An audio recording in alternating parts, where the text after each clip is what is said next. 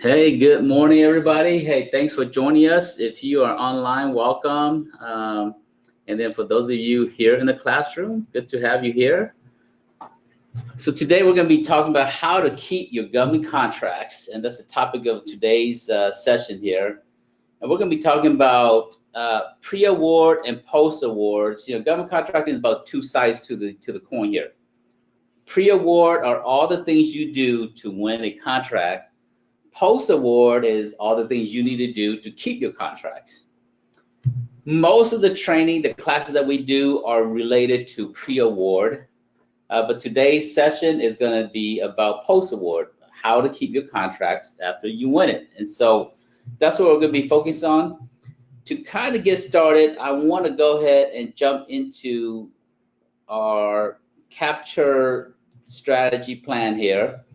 And so if you look at this chart here, you can see that the first, our success formula, which is the 5 Ps, preparation, promotion, proposal, performance equals profit. And so profit is a byproduct of doing these 4 phases here. Now the first 3 phases, preparation, promotion, proposal, focuses on the pre-award side, what to do to win a contract. The performance side is what to do to keep your contract. And so this performance phase is all about delivering the work, staying in compliance, and closing up the project. Now, for our training session today, I'm not going to focus on performance. That's a different class. I want to focus on compliance and closure, which is a very key component of keeping your contracts. And part of performance is I'm assuming that you are the expert, that you're going to be able to deliver the work. You're going to be able to make sure that the customer or the government agency is happy with your work. So I'm going to focus on compliance. And as you can see, we go through, assessment, which is, let me quickly cover the first 3 Ps before we go deep dive into the past or the performance phase here. So under preparation, there's assessment, which is, assessing where you're at, where you want to go, and developing a strategy, which is step number 2. And having a strategy has to do with short-term strategy and a long-term strategy. And then step 3 is education, learning how to speak governese. It's a new world, so you have to understand the language, understand the culture, understand what this world is like. And then step number 4 is registration. So these 4 steps makes up preparation. Register includes being registered in SAM, being registered in the state to their database, being registered city, county, also being certified falls under registration. And then we get into image. So image has to do with your branding, your marketing collateral, your capability statements. And then step number 6 is marketing. Email marketing, phone calls and networking events, and all of that is part of marketing. And then step number 7 is relationship. How do you build relationship with agencies and contracting officers and program managers? That's all part of relationship. Yes, there's a process involved, but you still have to, business is about relationship. You still have to get to know people. You still have to create KOT, know, like, and trust. And then the proposal phase, which is sourcing out opportunities and learning how to write proposals. So these are the 2 steps under proposal. And then performance is delivering the work. Compliance is making sure that you do the reports. You make sure that you have all the requirements that they ask you to have. And the closure is closing out the project, invoicing the government, and getting paid. So these are the 12 steps that we teach in terms of getting to profit. So to go into details of what we're going to be covering today, which is compliance and closure, for some of you who are new, you may not be aware, but we have an awesome tool called our Gov Fast Track. The Gov Fast Track software is the basis of what I'm going to be training from today here. And so if you have not, if you don't have the software yet, it's something you might want to consider down the road. But if you do have it, we will be using the training from the Gov Fast Track software today. So govfasttrack.com, and this is the software. And so when someone is here, just click on login, and we partner up with a technology company called Smartsheet. And so as you can see, the software is designed into our four phases here: preparation, promotion, proposal, performance. And today we're going to be training from performance. So I'm going to open this up. And then under performance, there's the 3 steps, which is performance, compliance, and closure. So I'm going to open up these areas here and start talking a little bit about performance here. So in terms of doing work to make sure that you keep your contracts, one of the first things you need to understand and do is making sure that you have facility clearance. Now, not all projects require that you have facility clearance, and there is security and facility clearance. And facility clearance means that your staff can pass a background check and that they can get on government facilities. And usually, for example, since we're out of Atlanta, the CDC is one of the largest federal contractor. There are areas of the CDC where only employees, your employees, they must have citizenship to access those areas. There are some areas that if they are a permanent resident or a green card holder or citizen, they can get to those areas. But there are some areas that only citizens can go into those areas, and they have to pass a background check and be able to get facility clearance to go into that. For the purpose of today, I can't go into all the details of how to get facility clearance because that's like another 45-minute class. I want to touch upon the many different things that you as a business need to have. And so, you're welcome to dive deeper, but I want to hit highlights in terms of the key things to keep your contracts. And now security clearance are personnel that have different levels of security clearance, and it could be top secret, it could be secret, and so forth. And that goes through a whole different spectrum of what to do to keep that as well. Now, the last thing I want to mention about facility clearance is with facility clearance, you cannot go and initiate your company to get facility clearance. There's 2 ways of how you get it. The first way is when you bid on a project, and assuming you win the contract, then the agency can start the facility clearance process, and they will grant you the ability to go obtain facility clearance for your company. That's one way of how you do it. Now, that means that you're a little bit behind the 8 ball, right? Because the solicitation says that you must have facility clearance. Well, you don't have facility clearance, so how can you bid on it? So it's kind of like the chicken with the egg. How do you bid on a project when you don't have facility clearance? And in those type of situations, some contracting officers will work with you, and some will say you must have it. And the ones that will work with you, you can engage them by email, say, hey, we, our company and our team, we could get facility clearance, but will you work with us to get the clearance once we get on the contract? Now, some contracts, require that you already have it because it starts in 5 days, or it starts in 10 days, or it starts in 15 days. You may not be able to get facility clearance in 15 days. And so if it's critical that it starts fast, the contract officer may not work with you. They're going to ask that you already have facility clearance. The second way of how you get facility clearance is to be for a prime who already has facility clearance.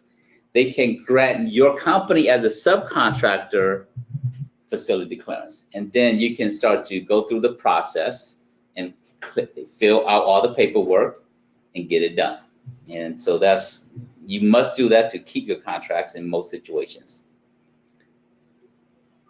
Now let's get a little more into compliance here. So compliance is making sure that you meet all the requirements that the contract, and sometimes it may not be specifically spelled out on the contract, but it's part of the FAR. And the FAR stands for acquisition Regulations. regulations. Yeah. So the FAR is what we call the contracting Bible. And yeah, it's got all the rules and regulations in terms of what you need to do to keep your contracts and to be in compliance. So it is 1,980 pages. So it's about 2,000 pages. And for some of you who goes to church, if you haven't read the Bible, then forget about reading the Government Contracting Bible. If you haven't read the Torah, if you haven't read the Quran, then don't worry about reading the Contracting Bible, because it's more complex than that.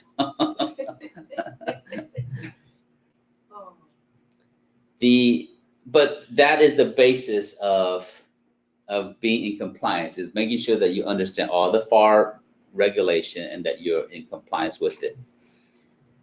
And you can go access that by going to acquisition.gov/FAR, and this will allow you to get on there. And I'm gonna go on there quickly and just kind of give you a few key points.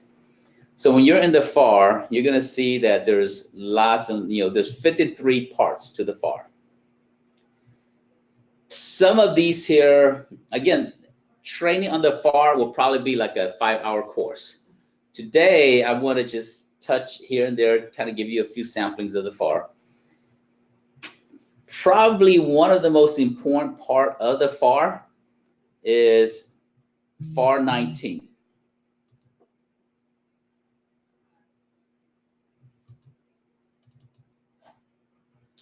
So FAR 19 talks about small business programs, and you as a small business, if there's no other part that you read, then this is the part you do read, because it talks about the government special program that caters and utilizes regulation to support small businesses. And it talks about the 8A program, talks about the Women Small Business Program, talks about the Hub Zone program and all the small disadvantaged business programs out there, and how you can utilize these programs, but more so what they are so that you can take advantage of all these different programs there. So FAR 19 is one that you should read. I would say if you're serious about government contracting, you must read. And the rest, glance through different parts here and there, and a few key parts you just need to know that it's there so you can reference it later. But FAR 19 is one that you do want to read because it allows you to understand the many different requirements to be successful in the government space. Now, FAR chapter part 5 talks about the government must publicize contracts, and that tells you in the different ways of how they do it. They use pre-solicitations, they use sole source, they use all these different methods, solicitation itself, and talks about those things there. Part 3, for some of you who likes to work on the edge of government contracting or anything in life, if you play in the gray area, then you want to make sure you read part 3. Part 3 talks about what's proper and what's improper, of what you can do, what you cannot do. Like, for example, can you give a contracting officer a gift? That's tricky. It's tricky. The answer is what? Yes or no? It's a yes or no. Well, no. I guess ideally no. That's the initial, but I'm sure there's. Well, there can only be one answer, either yes or no. I see. I work in the gray. That's why I said you got to understand this. You work in the gray. Oh, but no, I think no is improper to probably give it. The answer is yes. You can. Oh, okay. It depends on what type of gifts. Well. And the value of the gifts. Okay. Fair enough. So if you give, like, you go see a contracting officer or someone at the, at an agency. If you take a cup with your logo on there, and it's $5, and you put 2 pens in there that's like 50 cents each, comes out to $6. That's totally fine. There's nothing wrong with that. that's normal, you know. Well, that doesn't happen a lot in the government market, but it's okay to do that in the government market. Can you buy, when you're meeting with someone who works at a government agency, can you buy them lunch? That's like giving them a gift. The answer is yes. But it depends on how much is the lunch, right? If you're taking them to the Sundial, which is like $59 for one meal, the appetizer is $30, then no, the answer is no. You can't buy them lunch.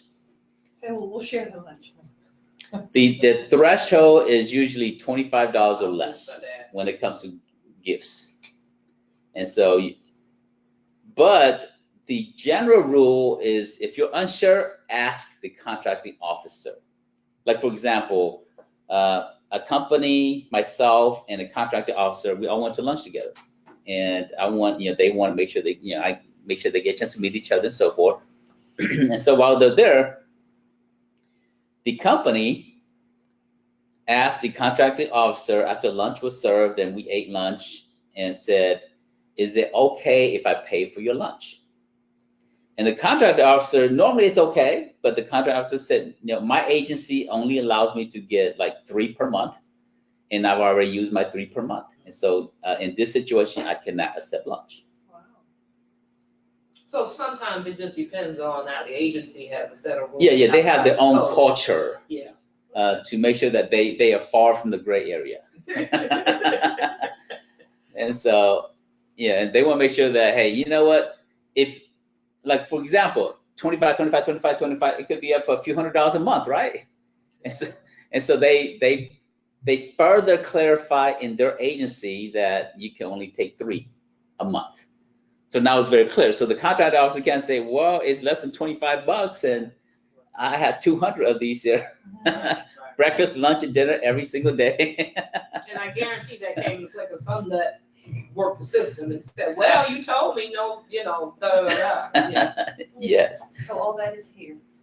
Yeah, it goes into those details here in terms of what's proper and what's not proper and conflicts of interest and so forth. And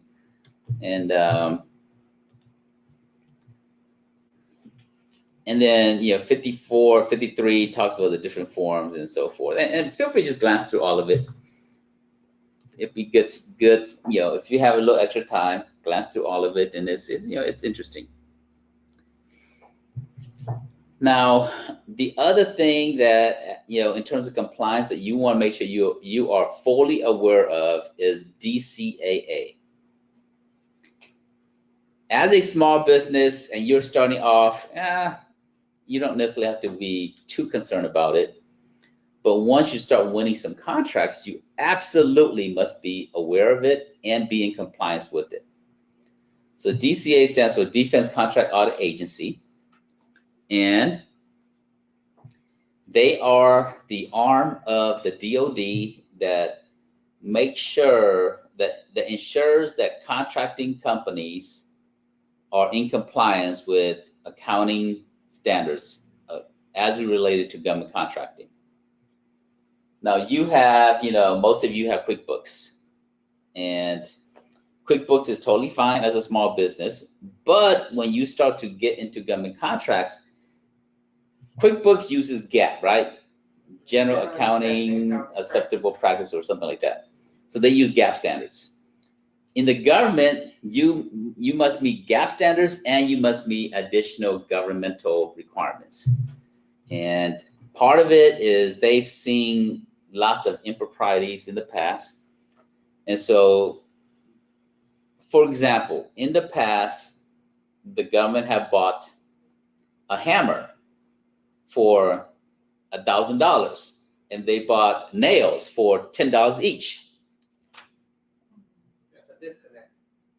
Well, and under Dcaa compliance, they actually want to see, more accountability, and they actually see more accuracy in terms of profit margins, and so they have their own way of doing it. I'm not an accountant, I'm not a Dcaa expert, so when you get to this point here, I can introduce you to accountants and organizations that specialize in Dcaa compliance. when you get to about contracts that's over $500,000, that's when you want to start thinking about this here. $20,000, $50,000, yeah, not really. You don't have to worry about it. Now, there are special softwares, accounting software that you can use in the government space, and one of them is Dcaa. They have a software that they use for accounting. That's probably the standard in the industry, but they're very expensive. They're probably about $50,000 to $100,000 to launch that software, and probably cost you about $4,000 or $5,000 a year to keep it. And so it's not like QuickBooks, so you pay $100 for a year license, and you can use that software for multiple years until you renew it again. Dcaa is very expensive. There are other options. One is a company that that have sponsored some of our events in the past, called Uninet, and they have their own software as well, which is a lot more affordable than Dcaa. But Dcaa is the norm. Now, if you work with a Dcaa expert, they can take your QuickBooks and make it compliant with Dcaa. So that's the affordable way to do it when you're getting started. Once you start winning millions and millions of government contracts, you want to use Dcaa, because or Uninet, one of those there. Now, Dcaa mainly handles things for DoD contracts, Department of Defense contracts, which is about 50 to 60% of all federal contracting dollars. So at some point you're gonna cross roads with Dcaa. Now, other agencies may opt to use Dcaa standards, or some of them have their own their own agency standards as well. But Dcaa is the standard, what you need to be familiar with. So let me make sure I understand what you're saying, Abe. So DoD, in terms of the space of contracting, commands 50 to 60% of all contracting spending, yes. Okay, thank you. So chances are when you're bidding on a contract, it's going to be tied to DoD more than 50% of the time. Unless you specialize like with HHS or CDC or NIH or Department of Education. Now, there's lots of other agencies too. I understand. But DoD has the largest federal spending, and you're going to be dealing with them the most. Interesting. Well, and it makes sense. We're always at war. Mm-hmm. Yep. That's a whole nother story. Yeah. Now, let's go into a few other things. So, as a business, you're going to need insurance.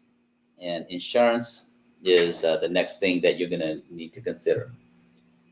In general, you're going to need different types of insurance. And when those insurance are required in the solicitation will say you need to have general liability with a minimum coverage of $2 million or $1 million. $1 million is the normal general liability.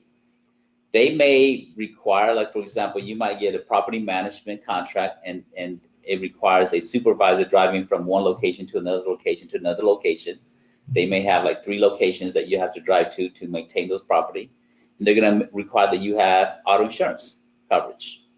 And when those things are required, do you buy your insurance up front or can you wait until later? Oh, no, you can't wait until later. You wait until you are awarded the contract. Oh, I see what okay. But still, you have to have the insurance in play before you start the contract. Yes. And so just because you're bidding on a contract, let's say you have $1 million general liability insurance right now, because that's the norm. Why pay for $2 million when most of the time you don't need it? But you might be working on a larger contract, and the agency say, hey, you know what, $1 million is not good enough, and we want $2 million. For a small business, $1 million general liabilities is anywhere going to be from $500 to about $1,500 a year. That's ballpark. So that sounds like almost car insurance rates in terms of annual. Yeah. And so it's going to be about that amount there. So question for you, does that include the bonding or that's a separate? No, that's whole separate issue, whole nother world. And I'll cover bonding in a second. So there's different types. Now, if you are a consultant, they might require that you have E&O insurance. What's E&O? Anybody know? E&O or E-N-O? E&O. E ampersand O. Yeah. No idea. So for most consultants, E&O is generally required at some point. E&O stands for errors and omissions. And if you have E&O insurance, it covers a lot of different things, especially in some industries. And there was this one company, they are a printing company, and they got a contract with DeKalb County. And DeKalb County, and this is a true story, the company owner told me this story. And she was working for a printing company, and so they won a contract with DeKalb County, and it was a threefold cut little brochure, but it was cut kind of like, with it's a cutout versus just a standard, paper fold. And so they look at the requirements, everything looked good, and they got it, 25,000 boxes or something like that was printed. And they printed it, and DeKalb County received it. DeKalb County said, you got it folded like this, we want it folded like this. And because if you fold it differently, the cut doesn't show correctly. So they couldn't recover from that because they spent all that money to print, and because they didn't have E&O insurance, they couldn't recover from it. So what was the end result? They took a loss. They lost it. They couldn't fulfill the contract, and they closed down the company. Off of that, and I wonder, and all it took was somebody on their team to make sure that something like that would not go down. Well, usually you print a sample before you go, and you give it to, and they sign off on it. So they made a few mistakes, but but had they had E&O insurance, they could have recovered. E&O insurance, there may be $1,000 deductible, but you're not going to lose millions of dollars of printing. And it covers things like that. And it also covers, but it depends on your industry. Like it covers, for example, you submit a proposal and you put in there that the time of managing the property is going to start from 8 to 4, but you mistype. It should be 9 to 5. Well, it covers errors like that. And so the agency say, no, we require, or you might put in there 8 to 5, but you're only required to be there 9 to 5. But because you put 8 to 5, the agency is going to hold you accountable for 8 to 5 because it's in the agreement that it's 8 to 5, even though the original solicitation only asked for 9 to 5. Now, most agencies, they're going to say, yeah, don't worry, we only need it from 9 to 5. But an agency might be, the contract officer might be a stickler for the letter of the law. And they say, hey, it's in here for 8 to 5. I need your team to be here 8 to 5 for the next 12 months. And you have 10 employees, everybody showing up from 8 to 5. Now you got to pay overtime. 10 employees over a whole course of a year, that can come out to $400,000 or $500,000. Well, insurance covers things like that. So, and many different things. But to your point, that's usually when you have an excessive contract as far as the amount. You can make mistake even on small projects too. But usually as a small business, you only get it when you are required to get it. And, insurance, you spend money to make money first. And then once you make money, then you spend money to keep your contracts. And obviously, by the time you get to this is when you have funding in play to cover. Generally, yes. Now, the next item is affirmative action. Anybody know what affirmative action is? Is it still in existence? Oh, yeah, absolutely. I'm being facetious. But I think it's a requirement by law that you have to put in play certain quote unquote underserved groups of people, whatever that looks like. you know, and that has to be a percentage. Yes. Yeah, I don't know what that looks like in the government space, but. So affirmative action plan only covers businesses that receive money from the federal government. So Home Depot said, we don't do any government contracts. And so they didn't really care about affirmative action plan. One of the auditors I know, she audited Home Depot. And Home Depot said, we don't need a plan. We don't do any government contracting work. And she said, of course you do. All these credit cards that you receive payments, these are government credit cards, and you receive government credits. I mean, government money. You must have a compliant affirmative action plan. And they got fined a lot of money. Years and years and years of non-compliance.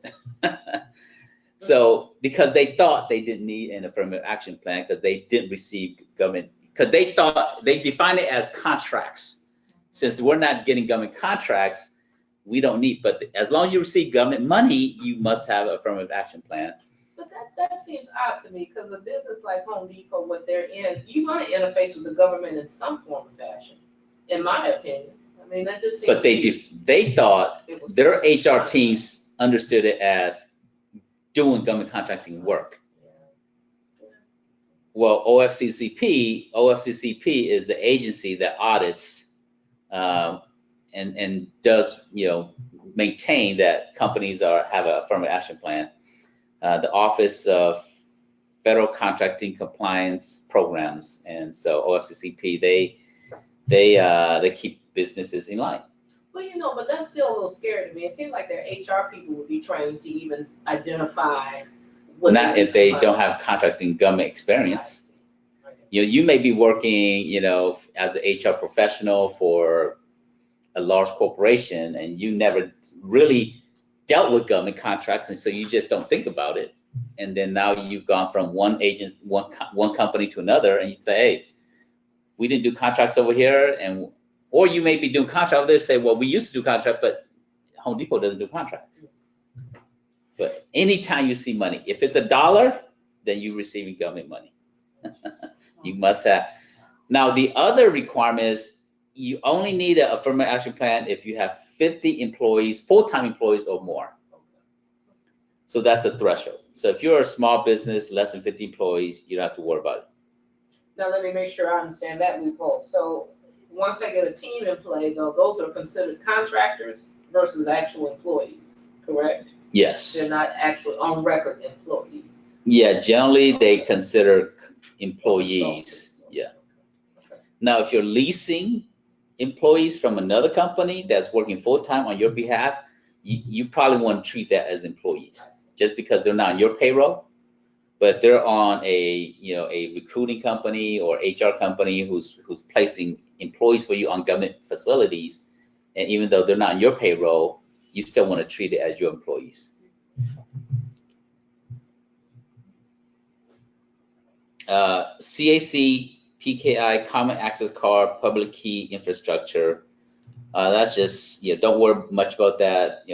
That is, they're using biometric. They're using, anytime you go into government facilities. Like a finger or an eye. Yeah, they might require that you have a badge. They might require that you have, that goes back into facility clearance a little bit. And so, but that's kind of standard in government facilities. They want to make sure that everybody has authorization to work in those areas. Ethics program, this might be good. Most of the time, most agencies not going to require that you have an ethics program, but you should have an ethics program just so that you know what's going on, and it may allow you to bid and win contract because you have an ethics program. And you might say, hey, all of our employees are bound by confidentiality. All of our employees have signed these agreements. This is our ethics program. And if these things happen, they are fired and they don't work for the company and so forth. Some companies allow people who are husband and wives and kids to work together, and some companies don't, part of their ethics and culture. Fedramp is another program. If this is more for if you have a software that you want to utilize in the government space, or if you're in IT, Federal Risk and Authorization Management Program. And so you have to go through Fedramp before you can deploy your software in any facility. For example, if you have a software that's going to manage cloud service, well, you need to pass Fedramp before you can even sell it. And Fedramp may take 3 months, 6 months to get approved. So if you don't think about it and you're just thinking, oh, I'll win the contract and then I'll get it afterwards, you may not be able to fulfill the contract, and you might be considered non-performance and get fired from the project if you haven't thought about Fedramp in advance.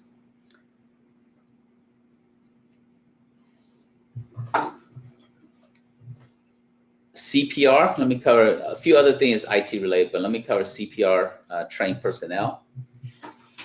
Some contracts will require that you have, let's assume that you're doing work on a facility in a military facilities, and some of the time they will require that a supervisor or one of the employee must be CPR trained as they're at the project all the time.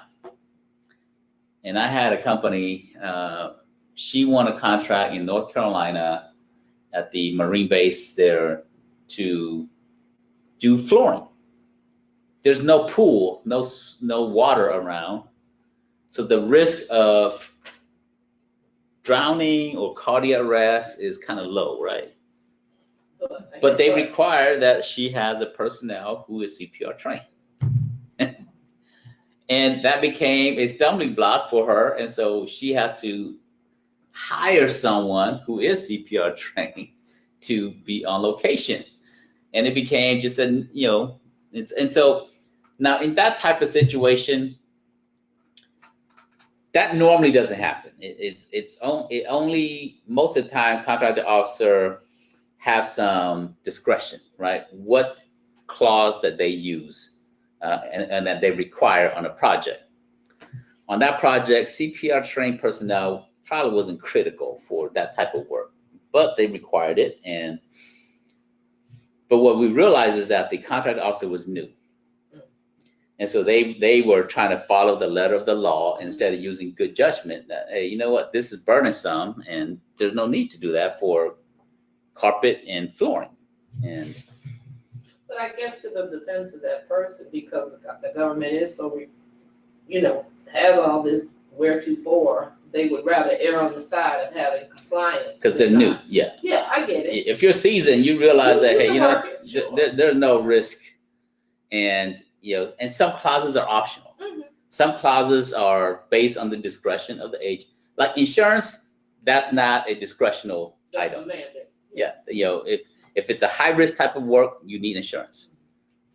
Or all work, you must have general liability all the time. You mentioned bonding earlier. Mm-hmm. Anything tied to construction, you must have bonding. $150,000 or less is at the discretion. No, $100,000 or less is at the discretion of the contracting officer, whether you need bonding or not. But more than that, you must have bonding.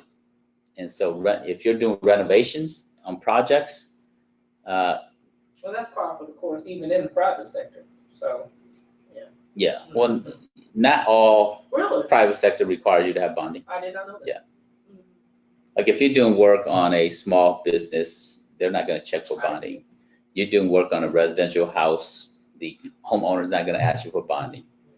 But if you're dealing with a large corporation, they usually will ask for bonding. So what is bonding? Well, I guess that's the other side of insurance.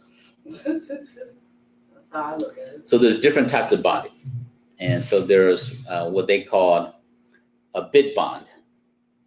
So a bid bond is when you submit a proposal on a project, the bid bond says that you are pre-qualified and that you will be able to get bonding if you win the contract. Now, you don't have bonding right now, but bid bond says that the bonding company will cover you and will give you a bond when you win on the contract.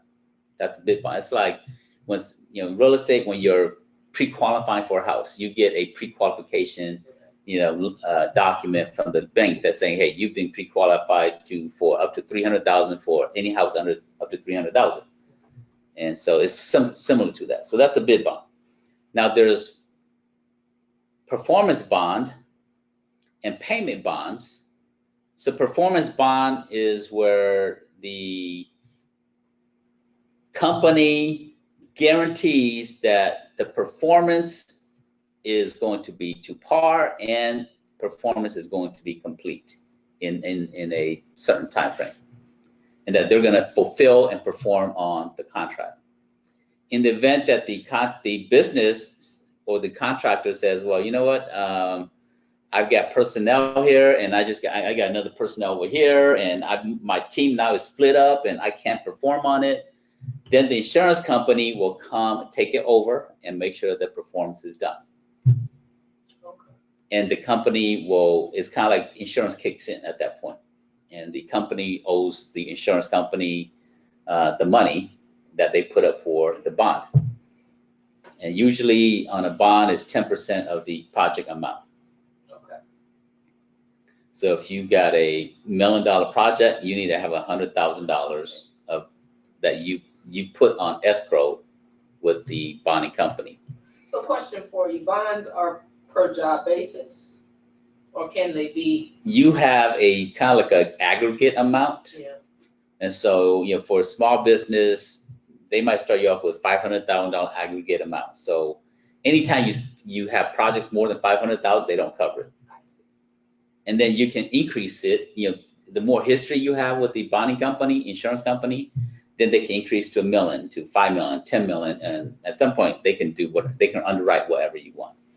And then they also have to underwrite a per project amount also. And so if this project is $500,000, then the bonding company will say, okay, we're going to cover that project there. And so you got the aggregate amount and the per project amount. Now let me ask you this, using the young lady as an example with the $3 million, that she was able to command. Did she have a lot of those things in play even as she got that contract? Remember? No. She did not. So Yeah. she had to work towards that end, Yeah. even as she got the contract in play. Okay, I'm with you. Now, in the event that you as a small business don't have bonding, you can team up with a large company that have bonding, and their bonding might be able to cover you as well. Gotcha. It depends on their relationship with the bonding company, and do they want to cover you on their bond, and so that requires a lot of trust with that. So starting out, like us newbies, a lot of this is going to be dependent upon us being able to partner with people who are seasoned government contractors, because I'm a new business. I have no revenue stream. So a lot of me, it's contingent upon me just aligning myself with people who are already in play, because I have to crawl before I walk, correct? Yes. So, okay.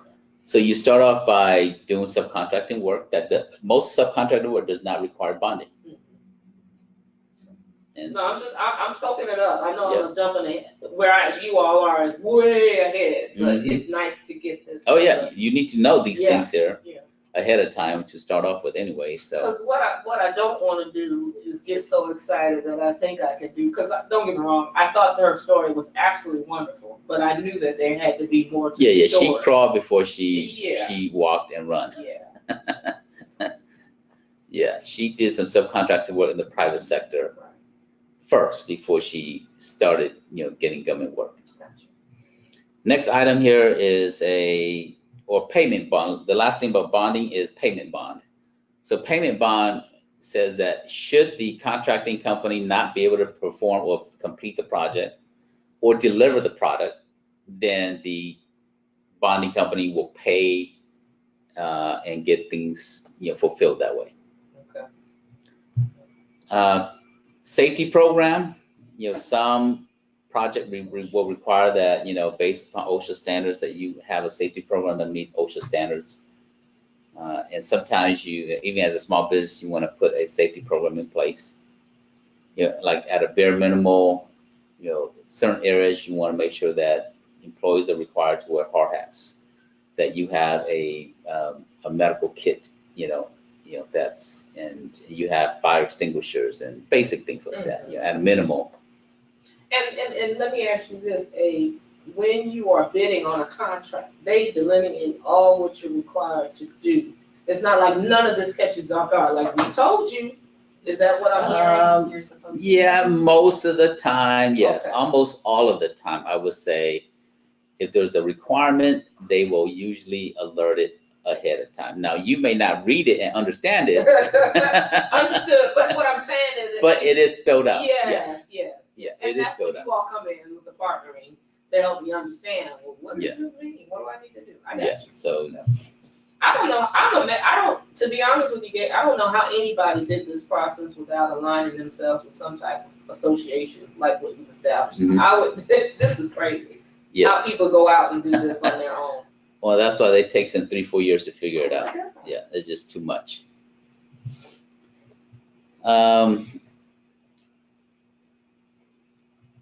Yeah, part of it is Davis-Bacon. Davis-Bacon, you know what that is? I've heard of it, but I don't know exactly what it involves. Yeah, Davis-Bacon is a type of bacon that's made from Canada. Tastes really good. You know what, I'm not fooling with you, Amy. What is the Davis Bacon wage determination? Well, you know what, I had the thought too, remember Mavis Bacon, the typing? Are you know, I may have dated myself, huh? Go ahead. So Davis-Bacon is a law that says that if you are in construction or certain industries, that mainly construction, that you pay your personnel based on skill set a minimum wage that is higher than the general federal minimum wage, which is what? The federal minimum wage for commercial company is $7.25, right? Is it still that Yeah, I low? think it's still that From a low. Fed standpoint. Wow. The state of Georgia minimum wage, you know what that is? I think 10, 11, something like that. It's still not. It's $5.15. Are you kidding? I thought they had a recent vote to increase it. Maybe just this past year, but I don't think they did. Wow. So if the state is $5.15, the federal is $7.25, then the state must meet. The requirement. Yeah, the companies here must meet the federal minimum wage. And so, Now, how long has this been implemented, the Davis Bacon? it's been around for decades. Really? Yeah. And it changes, every few years, the wage changes. And so if you're hiring someone to do plumbing, you must pay the plumber minimum wage, federal minimum wage. Now there's federal employee minimum wage also. Federal employee minimum wage is not $7.25. Yes, I would hope so, yeah. I think it's it was 10 something. I think it's 12 something. Maybe that's what I'm thinking. Yeah, about, yeah. 10, 12. Yeah. Now, like the state of Washington, their minimum wage is like $15 or something. But you know why that's due in part, there's so much technology out there, and Yeah. I'm sure they deal a lot with the government just by what they do. I mean, you're talking about Microsoft, and Starbucks. Oh yeah, they got all lots those of folk out there. lots of Amazon. I mean, tech companies up there. Yeah. That makes sense. Okay. And so if the state minimum wage is higher than the federal, then the state one is what companies have to abide by. Yeah. And you can go and pull up, the the documents. I love the fact you have these links. You don't have to go hunting and pecking. Where do you find this stuff? Now, McNamara-O'Hara Service Contract Act, sometimes we call it SCA. Service Contract Act is actually very important because a lot of contracts where you actually are placing employees working on government facilities, they're your employees, but they work on government facilities. Most of those falls under SCA contracts. And in that regard, you must provide health and welfare, meaning that you must have a health benefits program.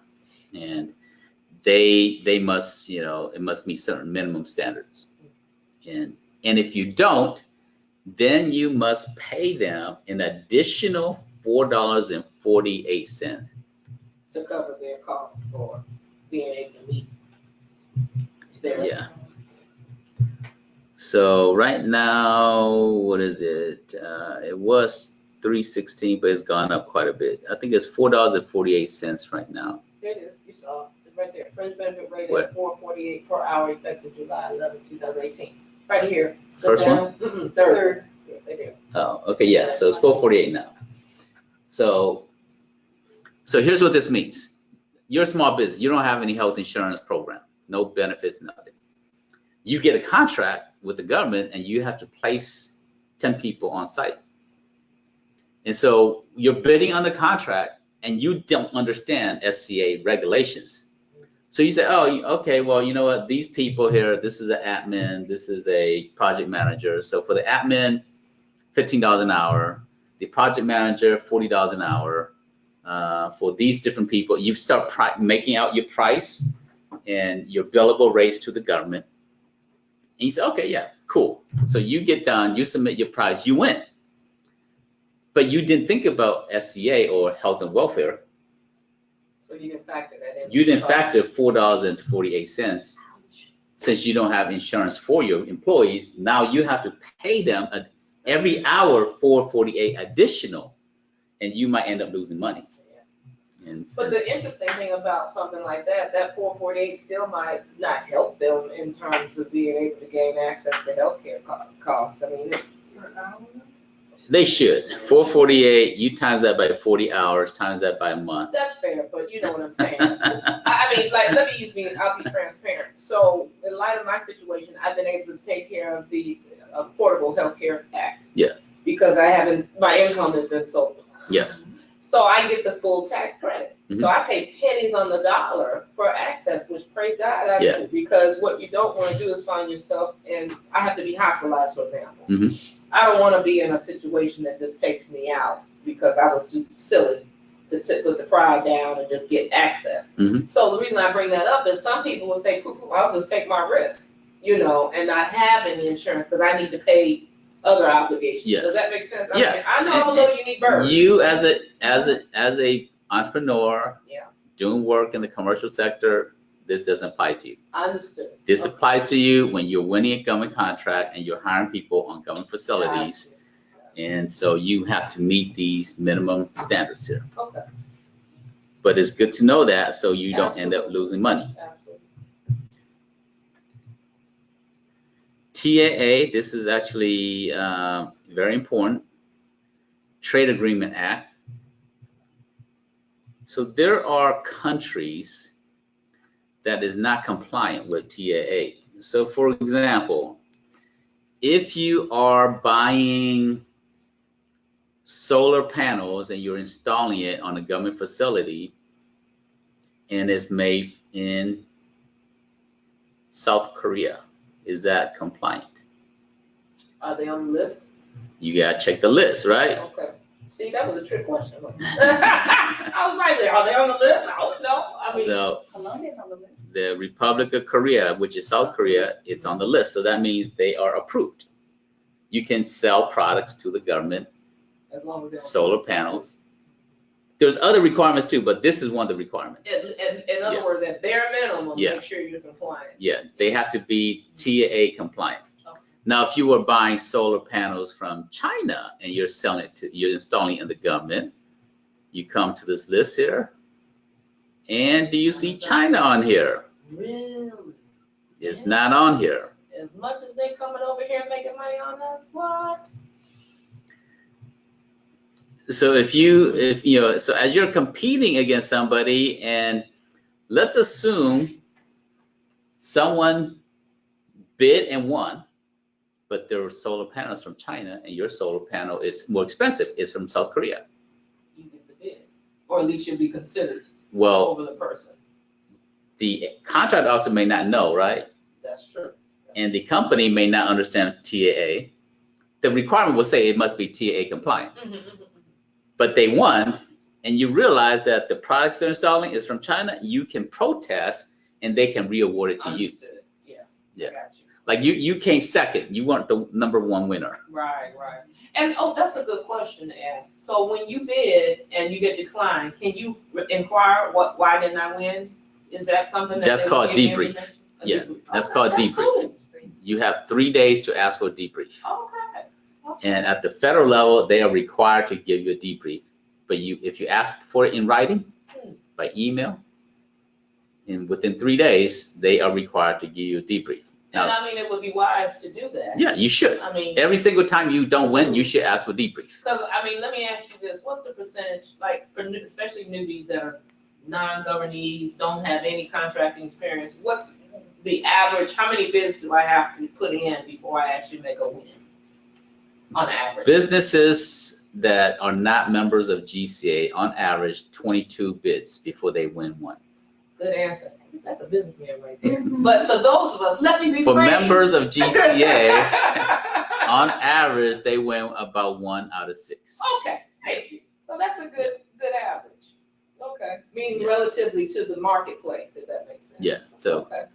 because you're equipping yourself. I understand, So but I didn't your mean to trip you up. I chances- just was like, I mean, this is real talk. I mean, Mhm. we know that you're not gonna get every bid, even if you do all what you say. Correct. Somebody's gonna outbid you for whatever reason. Yeah. I get it. Yeah. So 1 out of 6 on average. for On GCA. average, yeah, if you're price competitive and, you do your homework and you do what you need to do, you have a good chance of winning. Okay.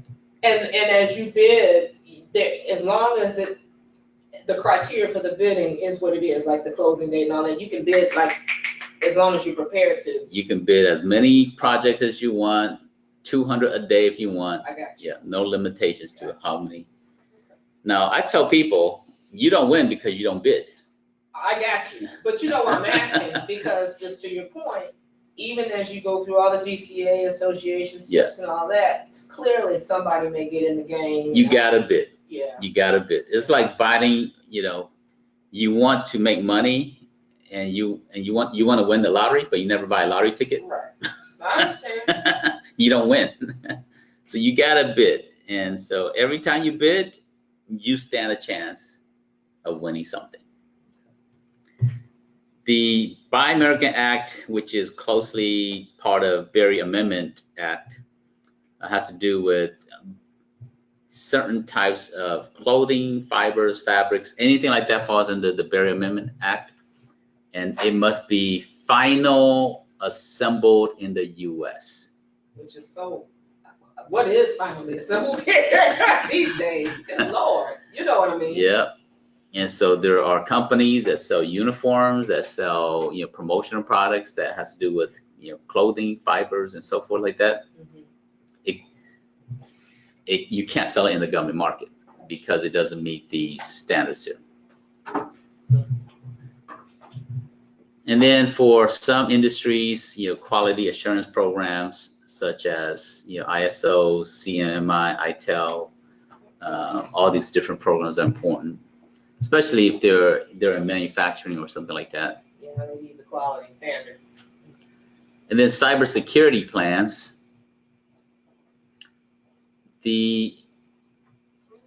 Every business now is required to have when you win contract, you are going to be required to have a cybersecurity plan.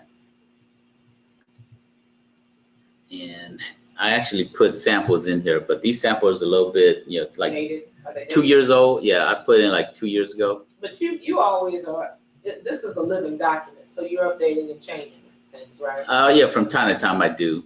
Sometime if it's in there, I don't always have time to come back and check to see if it's the latest. Now, I don't have on my version attachments. on These here. there? Yes, you do. I don't see the paperclip. Row 966. Oh, I didn't go that far down. I'm sorry. I was all the way up. Okay. Mm-hmm. Gotcha. So I put some samples in here, but you want to make sure that it's better to have one than not have one. But the regulations for cyber plans, cyber security requirements is updated every single few months because technology changed so much, and so I can't keep up with all of it. And but so you want to make sure that you consult with somebody at some point to make sure that you have a plan that is compliant. And that's not necessarily hardware, that's more software related, or? No, it's a cyber plan, meaning that it's like a safety plan. Okay. Like a safety plan says that if somebody cuts their finger, what do you do? And then it also says, what do you do when you go use these equipment? What do you do to prevent from fingers getting cut? So that's all part of your safety program, right? So it says you must follow step 1, 2, and 3 to do this here. And should this happen, you immediately alert a supervisor. The supervisor immediately alert HR.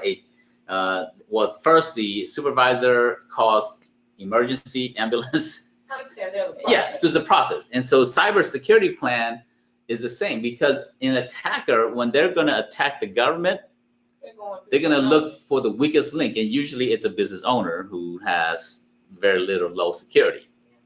And you're connected to certain data, like if you have a badge and you're going to government facilities and you're going there to use their computers, if somebody is trying to hack the government, they're going to put some jump drive with some nice logo on there and thinking that, oh, you know what? And you go into a government facility, you stick it into a government computer, There you go. and virus gets into the system, right? And so your secure cyber plan says you cannot use non-government issue software, hardware, or anything. And so that's a part of your cyber plan. Okay, so I was on point. I don't know, maybe I didn't say it right. If you do get hacked, what do? You have to alert the supervisor, alert the owner. The owner, or they call it your CIO, Chief Information Officer, or your Chief Security Officer, CSO. And you have to alert the CSO. The CSO have to alert the contracting officer, have to alert the program manager, have to alert the agency. And that's all part of your cyber plan. And it's more complex than what I understand, but that gives you some ideas of what's required for a cyber plan. All right, so let's talk about closure. Closure is closing out the project, and you invoice them, you get paid, but you have to close out the project. Let me pull up this document here.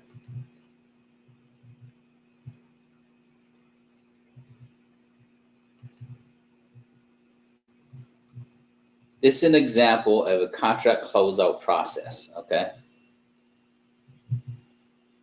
Now for you don't necessarily have to go through all this stuff here, but the contracting officer have to go through all these steps here. Meaning the person on the other side of the coin. And so they have 18 pages of a checklist that they have to go through to close out a $200,000 project. But I still need to stay on top of them to make sure they do their part too, right? No. I do not. You want to make sure that you stay on top of it to make sure that they get everything that they need so that they can be happy.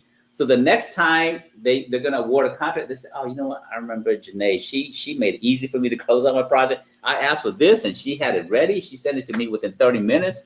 Man, made my job closing out this project so much easier. I'm going to use her again. And so closing out the project on your end is simple. Invoice the government, get paid, send in the reports, you're done. But there's nothing, but I have no control over, say like I've done my part and they don't, for whatever reason, do their part. But yeah, you can't control them in that situation, Okay. Yeah. Okay. But they go through all this here Mm-hmm. to make sure that they properly close out. And so if you understand that they have this much paperwork to go through, then you want to make their job easy so that they're happy. I just didn't know, excuse me, because everything is so persnickety, if there was anything that I had to ensure other than my part to get them to close out, but not any more than that. They just have to do their part. Yeah, And do they notify me once they closed it out? they will just close it out on their end. and then notify, a few databases that project was completed. Okay, so, and this is normal fare, I mean, this is not like. You don't have to worry about them closing out. You just have to worry about you do your part, make sure that their job is easy. Very interesting. I tell you, this is gonna be an education and a half right here. University. Wow. Well, and like I said, it's not surprising. I mean, even when it comes to dealing with the IRS and all the codes that they say they switch up and out, I mean, it's a process. Process. All right, so we covered quite a bit. And so this is the bulk of compliance. And so I want to see if you have any other questions before we wrap up here. No, and I think for me, once you get to this point, everything seems to be downhill. I mean, once you, the hard part, most of that has been taken care of. Once you've gotten in, you fulfilled your duties, you completed the contract, however length of time. Now, I do have a question for you. Are there ever times that you win contracts that are longer than the proverbial 6 months to a year or whatever? Are those opportunities presenting themselves? Or Oh, yeah. Okay. Like if you're in facilities, right, and you go and you get a janitorial project, usually those are 5-year contracts. Wow. They're not 1 year or 6 months or anything like that. That's phenomenal. Yeah, the contracting officer, they don't care who does the work. They just want to make sure that someone cleans it every single day for the next 5 years. There's no need for them to put it out for rebid every year. Right. It's a waste of their time. So usually it's 5 years. And so some things, if you do renovation, that's like a 2 weeks, 3 weeks, 5 months type of renovation. It depends on the project. But some contracts, like if you do administrative management and they say, hey, you know what, we need 20 staff. We just roll out this new government program and we need 20 administrative management people to hire them, your employees, but they work on government facilities. Okay. And they will be on there for the next 5 years. And so those are good projects to have like that. Fascinating. Very fascinating. The last thing I'm going to talk about compliance is making sure that you get the right funding in place to make sure that you can fulfill compliance. And that's my question, because I know that Pam brought up Richard specializes in the GovBridge type funding. Yeah. But there's things that you need to do even outside of that too. So for example, when you win a contract, you're gonna need money for payroll. When you win a contract, you're gonna need money for equipment. You're gonna need money for insurance. You're gonna need money for all these things here. Some of these things here, you gotta have in advance. So you can't wait until you win a contract to buy insurance. You need to have the money already, because you can't buy insurance to start the project because the government's not going to give you money to buy insurance. You can't put people on location. You got to hire those people in advance, get the work started so that you can invoice the government.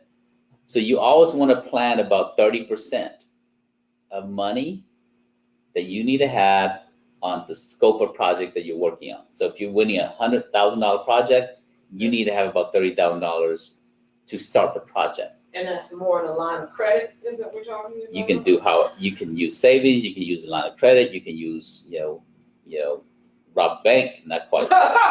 Just don't tell A. Yeah, whatever you do, that's the gray area there. Yeah. No, actually, that's completely not gray. Hey, like you said, you told me where I am in the process is just getting an image in play. Let me work on that. Well, let me show you probably one of the easiest way to get started on getting money is this location here, this site, Prosper. So Prosper is you can go and borrow and lend on here. It's a peer-to-peer, so you can lend money to other people here. And you pay higher interest, but even if your credit is not really strong, they will still lend you money. Yeah, but at what cost? I mean, everything has a price. I don't look at costs. I look at the opportunities. I don't mind paying 20% interest if I can borrow a loan here for $20,000 and go do a $100,000 project. Gotcha. And make $50,000 profit on it. I'm with you. My $20,000 here might cost me 20% of $20,000, so it's like $4,000 interest. It's high. 20% is high interest. But the return. But for $4,000 costs and I can go get $50,000 profit, I don't Yeah. care what interest rate are. I got you. Even if it's 50% interest, and I'm paying $10,000 on that loan, but I'm gonna be able to make $50,000 profit, I don't care about interest. What are the typical terms? Are they a year, 18 months? What's the situation? Typical loans is 3 to 5 years. Oh, really? Yeah. Impressive. So how do they, okay, so a lot of this is based upon your personal or your business score? You do it, you come on here, and it doesn't matter. Let me be off the record.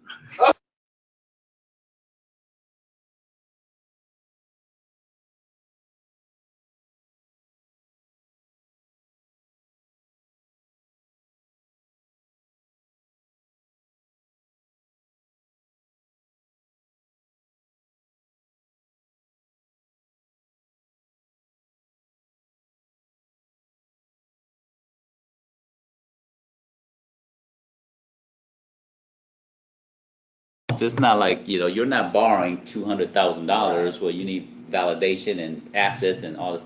So what's the threshold? What are they? Generally, you can get $10,000 to $30,000 fairly easy. Okay. And they give you 3 to 5 years? 3 to 5 years to pay back, yeah. Very interesting. Because, I'm in a market where your hard money is only a year, 18 months at best. And the rates are off the charts. Plus, you have to confirm that you have money to match out. Yeah. And it's crazy. Yeah. So when I started GCA, I didn't have a lot of resources because I was in real estate. We just got killed by real estate and, filed business bankruptcy, personal bankruptcy. The repo man came and took my car.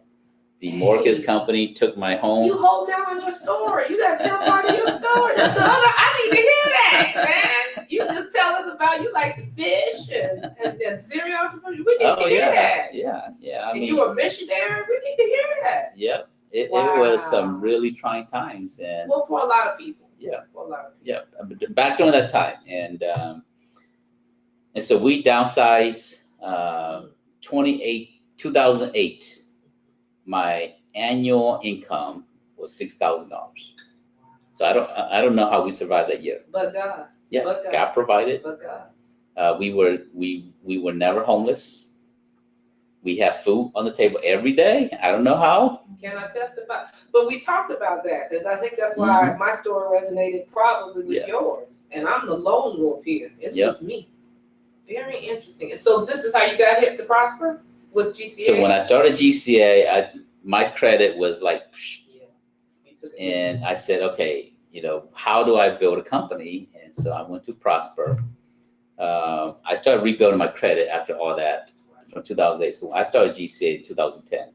So I had about 2 years to rebuild, but my credit still was shot. Yeah. But they gave me a $10,000 loan. What was the interest? For 25% interest, and that's how I got GCA started. Very I interesting. got a personal loan from them, went and invested in growing the company, and that's the genesis of GCA. So, but this is one of the best places to come and get a personal loan and use it for different purposes. And how long have these people been around? They've been around for decades, probably about 14 years. How'd you get wind of them? Use your network, the relationship? They were around when I was doing real estate, and so I was teaching people to use this here as a way to get started in real estate. Because in real estate, all you need is $1,000, earnest money to go to tie up a contract on a property, and with that, you can sell that contract to somebody else. Right, that's wholesale. Yeah, and so that's why I taught people to use tools like this here in real estate too. Yeah, right now, my business, like I was telling you a little bit when I was signing up with Richard, I have 5 lines of business credit out there, 3 of which I have outstanding balances on. One, I'm trying to get past the pain of that one being dented because I told you I had to end up suing somebody. Yeah. But at least I have them. I don't have a whole lot that I can play with outside of that, and I really don't want to be in a situation where I'm maxing myself out. I really need to make sure I'm managing. Yeah. Does that make sense? You got to find the balance. That's why I was like, how much? And I get what you're saying in this space. If I could get this money, to get more. Well, this is a little bit different from credit cards. Yeah. With this here, it's not a line of credit, it's a loan they give to you. Oh, You okay. get the money up front, Okay, and then you make monthly payments on it for 3 years. got it. Okay, so that does function different. Yeah, so it's a little bit different. So you can pay, 10,000, you're gonna be paying about 350 a month. So they make the money on the cost of money, basically, the 20 to 30% Yeah. interest that they charge. Okay. Yeah, I mean, it's not gonna, most people, it's gonna fall between 15 to 25. Now, is there an early payoff penalty? No, you can pay it off as soon as, you can pay it off tomorrow if you want. Nice. Yeah. Okay. This was good stuff. Yeah.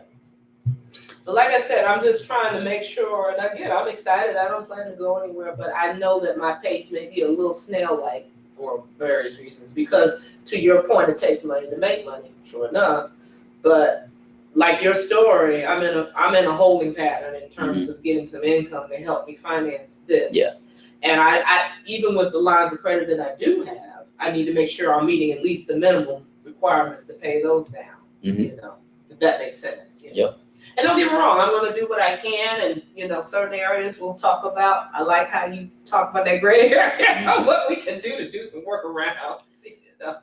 Well, the world is never black and white. Absolutely. That's Yeah. why you were teasing me earlier, like, Yeah. you think black and white? I was like, well, I don't want you to think ill of me, but And, the Bible says, do not be overly righteous That's right. or overly wicked. that's right.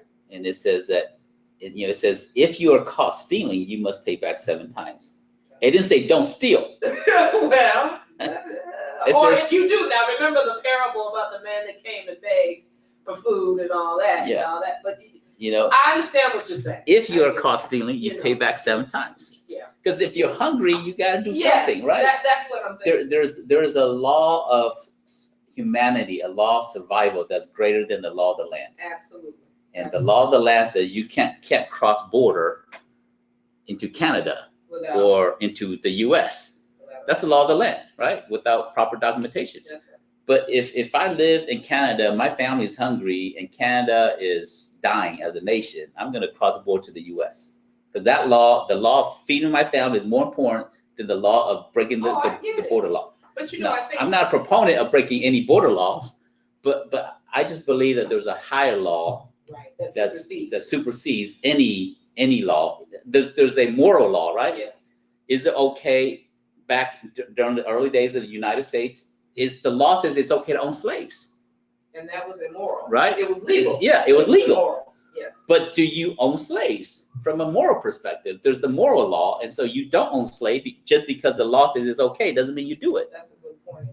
But I think what happens too in American society, the way this whole democracy has been set up, part of the bridging of the gap is just being able to access certain information. Because think about it, you just have generations that have had a head start Mhm. in terms of wealth building, and some Yeah. of it hasn't been too ethical. Let's just put it out there. But for those of us who are just trying to gain access Mhm. and have an opportunity, we'll run with it. But don't sit up there and tell me, well, you need to do this and you need to do that, when you know good and well you are way ahead of me as far as having access. Remember, I was telling you about that guy I knew from Tennessee that was trying to get AA certified years ago? Yeah. One of the things he shared with me that was pretty profound, he was a black guy, and he said, look, even though I'm good at what I'm doing, I'm sitting at the table with people who generationally are way ahead of me in terms of that, and he was one of, in fact, I'll never forget the story, he was one of the few black people at that time when Lexus came out to get a Lexus in that corridor. This was the Tennessee Valley region, all that Oak Ridge technologies, he was in the midst of all that. Yeah. But he just talked about how that AA Section 8, AA process was a booger-bear. Yeah. And he was on his game. Mm-hmm. So, yeah, I get it. But this is good stuff, Abe. I appreciate you taking the time. Yep. Well, hey, I'm glad everybody's here. We are wrapping up today's session. So, yeah, I did. We will continue again next Wednesday for another session, deep dive session that starts. Classes come in at 10:15, but we start class at 10:30. So I will see you guys next week.